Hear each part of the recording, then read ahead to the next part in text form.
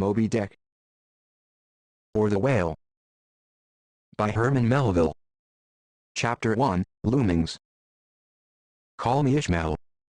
Some years ago, never mind how long precisely, having little or no money in my purse and nothing particular to interest me on shore, I thought I would sail about a little and see the watery part of the world.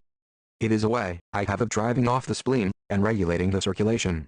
Whenever I find myself growing grim about the mouth, whenever it is a damp, drizzly November in my soul, whenever I find myself involuntarily pausing before coffin warehouses and bringing up the rear of every funeral I meet, and especially whenever my high post gets such an upper hand of me that it requires a strong moral principle to prevent me from deliberately stepping into the street and methodically knocking people's hats off, then I account it high time to get to sea as soon as I can.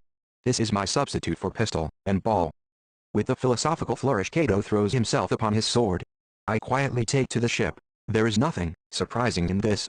If they but knew it, almost all men in their degree, some time or other, cherish very nearly the same feelings towards the ocean with me.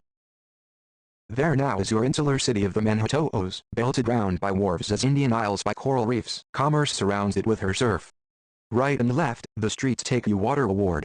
Its extreme downtown is the Battery, where that noble mole is washed by waves and cooled by breezes which a few hours previous were out of sight of land.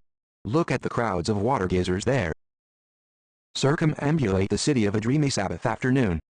Go from Collier's Hook to ch01a's Slip, and from thence, by Whitehall, northward. What do you see?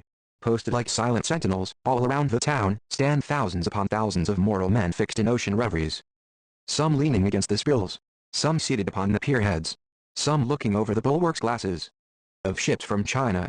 Some high, aloft in the rigging, as if striving to get a still better seaward peep. But these are all landsmen. Of weekdays pent up in lath and plaster, tied to counters, nailed to benches, clenched to desks. How then is this? Are the green fields gone? What do they hear? But look! Here come more crowds, pacing straight for the water, and seemingly bound for a dive. Strange. Nothing will content them but the extremest limit of the land. Loitering under the shady lee of yonder warehouses will not suffice. No. They must get just as nigh the water as they possibly can without falling in. And there they stand, miles of them, leagues. Inlanders all, they come from lanes, and alleys, streets and avenues, north, east, south, and west. Yet here they all unite. Tell me, does the magnetic virtue of the needles of the compasses of all those ships attract them thither? Once more. Say you are in the country, in some high land of lakes. Take almost any path you please, and 10 to 1 it carries you down in a dale, and leaves you there by a pool in the stream. There is magic in it. Let the most absent-minded of men be plunged in his deepest reveries, stand that man on his legs, set his feet a-going, and he will infallibly lead you to water, if water there be in all that region. Should you ever be athirst in the great American desert, try this experiment, if your caravan happen to be supplied with a metaphysical professor. Yes, as everyone knows, meditation and water are wedded forever. But here is an artist. He desires to paint you the dreamiest, shadiest, quietest, most enchanting bit of romantic landscape in all the valley of the Saco. What is the chief element he employs? There stand his trees, each with a hollow trunk, as if a hermit, and a crucifix were within. And here sleeps his meadow, and there sleep his cattle. And up from yonder cottage goes a sleepy smoke. Deep into distant woodlands winds a mazy way, reaching to overlapping spurs of mountains bathed in their hillside blue.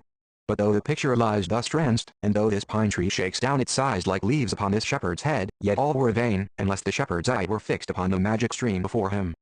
Go visit the prairies in June, when for scores on scores of miles you wade knee-deep among tiger lilies. What is the one charm wanting? Water. There is not a drop of water there. Were a Niagara but a cataract of sand, would you travel your 1,000 miles to see it?